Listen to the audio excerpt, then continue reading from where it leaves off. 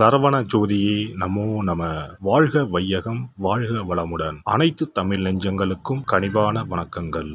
நாம் இந்த பதிவில் வாக்கிய பஞ்சாங்கத்தின்படி பயிற்சியாகும் சனி பகவானால் உங்கள் வாழ்வில் உண்டாகும் நற்பலன்கள் என்ன என்பதனை பற்றியும், கெடுபலன்கள் ஏற்படுமாயின் ராசிக்காரர்கள் செய்ய வேண்டிய பரிகாரம் என்ன, வழிபட வேண்டிய தெய்வம் யார் என்பதனை பற்றியும் விரிவாக காண்போம். 9 கிரகங்களுமே குறிப்பிட்ட கால இடைவெளியில் நகரக்கூடியவைதான். ஆனாலும் சில கிரகங்களின் பெயர்ச்சி மட்டுமே பெரும் தாக்கத்தை ஏற்படுத்தக்கூடியது என்பதால் அவை மட்டுமே பிரதானமாக பார்க்கப்படுதுங்க. அந்த வகையில் இந்த விசுவாச வருஷத்தில் வாக்கிய பஞ்சாங்கத்தின்படி சனி பகவான் மாசி மாதம் 22ஆம் தேதி, அதாவது 6/3/2026 அன்று வெள்ளிக்கிழமை, பூரட்டாதி நட்சத்திரம் 3ஆம் பாதம் கும்பராசியில் இருந்து புரட்டாதி நட்சத்திரம் 4ஆம் பாதம் மீனராசிக்கு காலை 8:26 மணிக்கு பெயர்ச்சி ஆகிறாருங்க. இந்த பயிற்சியில் மகர ராசிக்கு முழுமையாக 7.5 சனி நீங்குதுங்க. கும்பத்துக்கு பாதச்சனி, அதாவது 7.5 சனியின் கடைசி சுற்று ஆரம்பமாகுதுங்க. அதே சமயம் மேசராசிக்கு 7.5 சனியின் தொடக்கமான விரயச்சனி ஆரம்பம் ஆகுதுங்க. இந்த சமயத்தில் தனுசுக்கு அஷ்டாஷ்டமம், சிம்மத்துக்கு அஷ்டமம், மீனத்துக்கு 7.5 சனியில் ஜென்மசனி காலகட்டம் தொடங்குதுங்க. இந்த சமயத்தில் கடகத்துக்கு 9ஆம் இடத்துல பாக்கிய சனியாகவும், துலாம் ராசிக்கு 6ஆம் இடத்துல ருண ரோக சத்துரஸ்தானத்தில் வரக்கூடிய அமைப்பும் ஏற்படுதுங்க. அவருடைய 3, 7, 10ஆம் பார்வைகள் முறையே ரிஷபம், கன்னி, தனுசு ராசிகளில் பதியுதுங்க. இப்போது சனி பகவான் செல்லும் மீனராசி அவருடைய நட்பு வீடுங்க. அதோட அடுத்து வரக்கூடிய குரு பெயர்ச்சிக்கு பிறகு குரு பகவானின் 9ஆம் பார்வை மீனத்துல பதிய இருக்குங்க. இத்தகைய கிரக அமைப்புகள் மற்றும் சனி பகவான் மீனத்துல இருக்கக்கூடிய காலகட்டத்தில் ஏற்படக்கூடிய பிற கிரக பெயர்ச்சிகள், இப்படி எல்லாவற்றையும் கணக்கில் கொண்டே இந்த பலன்கள் தரப்பட்டிருக்கு. எந்த சமயத்திலும் நிதானம் தவறாமல் இருப்பது, நேர்மை, நியாயத்தை கடைபிடிப்பது, பெற்றோர் பெரியோரை மதிப்பது, இயற்கையை பேணி காப்பது, அவரவர் குல முறைப்படியான தெய்வ வழிபாடுகளை செய்வது, இதெல்லாம் எல்லோருக்குமே பொதுவான பரிகாரங்கள் ஆகும். உழைப்பு, நேர்மை, உடற்பயிற்சி, நல்ல எண்ணம், பக்தி மார்க்கம், இப்படி இருக்கிறவங்க யாரா இருந்தாலும் அவங்களுக்கு சனி பகவான் எப்போதும் நல்லதையே செய்வாருங்க. நடைபெறும் இந்த சனி பயிற்சியில் உங்கள் வாழ்வில் வளமும் நலமும் செல்வ செழிப்பும் பெற்று வாழ்வில் உயரிய நிலையை அடைய எல்லாம் வல்ல எம்பெருமானை வேண்டி விரும்பி கேட்டுக்கொள்கிறேன். சிம்ம ராசி அன்பர்களே, சனி பகவான் உங்கள் ஜன்ம ராசிக்கு 6ஆம் இடத்திற்கும் 7ஆம் இடத்திற்கும் உரியவர். அவர் இப்போதைய பெயர்ச்சியின் போது உங்கள் ராசிக்கு 7ஆம் இடமான கலசர ஸ்தானத்தில் இருந்து 8ஆம் இடமான ஆயுள் ஸ்தானத்திற்கு போகிறார். அஷ்டமத்தில் சனி வந்துட்டதுனால பயந்திட வேண்டாம். கோசாரங்களின் காரணமாகவும் சனியின் அமைப்பினாலும் உங்களுக்கு நன்மைகளே அதிக அளவில் ஏற்படும். அதே சமயம் உணவில் கவனம் தேவை. பயணத்தில் நிதானம் தேவை. செயல்களில் நேர்மைன்னு இருந்தால் எல்லா விதத்திலும் நல்லவை தொடரும். பணியிடத்தில் இதுவரைக்கும் பதுங்கி இருந்த உங்கள் திறமைகள் படிப்படியாக வெளிப்பட்டு பாராட்டுகள் கிட்டும்.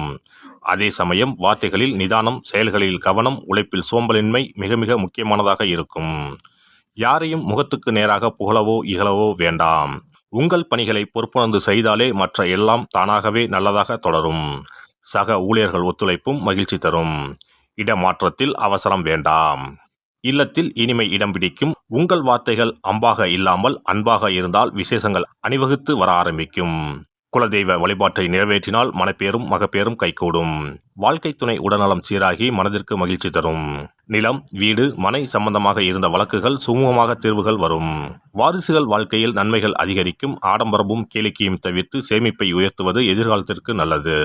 செய்யும் தொழில் எதுவானாலும் நஷ்டமும் நலிவும் விலகி சீரான லாபம் கிட்ட ஆரம்பிக்கும். அதில் நேர்மையும் நேரடி கவனமும் இருக்கும் வரை ஏற்றம் தொடரும். அறிமுகம் இல்லாத யாரையும் நம்பி புதிய துறையில் கால்பதிக்க வேண்டாம். அரசியல் துறையினருக்கு திடீர் பதவி பொறுப்புகள், இடமாற்றம், உயர்வுகள் வரும். உடன் இருப்போர் குறைகளை பெரிதுபடுத்தி பேசாமல் இருந்தீங்கன்னா உங்கள் மேன்மைகள் நிலைக்கும். எச்சரிக்கையாக இருங்கள். பெண்களை பொறுத்தவரை இது சாதகமான காலகட்டமாகும்.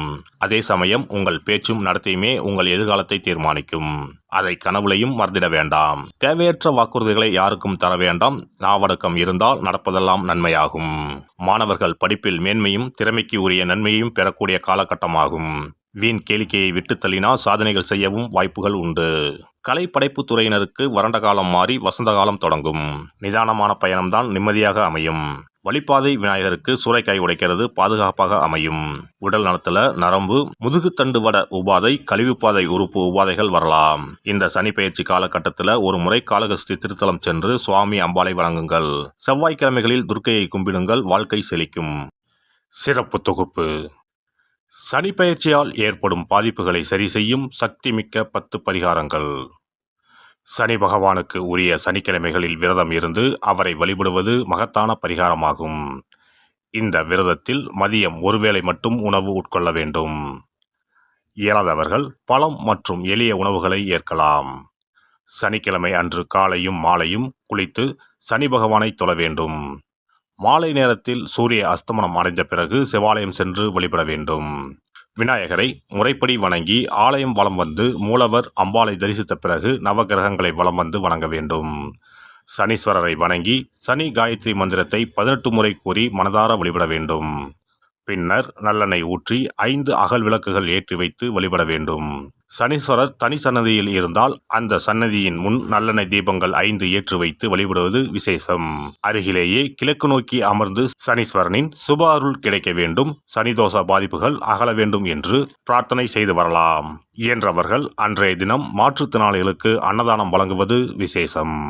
சங்கடகர சதுர்த்தி தினத்தில் விநாயகருக்கு 8 சிதறு தேங்காய்களை உடைத்து நெய் தீபம் ஏற்றி அர்ச்சனை செய்து வழிபட்டால் சனியின் பாதிப்புகள் குறையும்.